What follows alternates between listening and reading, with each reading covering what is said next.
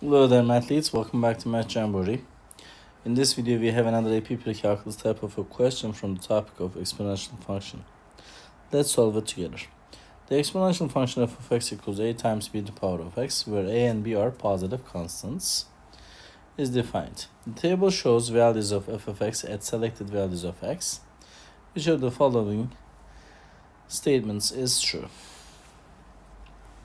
So to solve this kind of questions, I suggest you to use f of x, the given function, which is a times b to the power of x.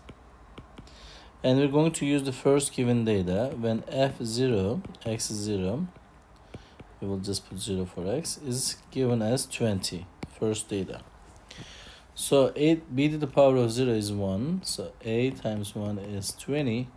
So a is 20.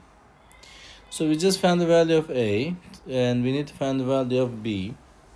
To do that, I'm going to use the second data. Let me write it down over here.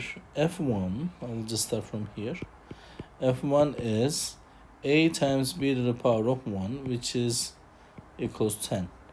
And we know that a is 20, so 20 times b is equals then b will be divided by both sides by 20. We'll get b is 1 over 2. So we just found the value of b, 1 over 2, and the value of a as 20. And as you can see, as the x values are increasing, the y values are decreasing. So x values are increasing, but the y values are decreasing. So because of that, this is a decay function.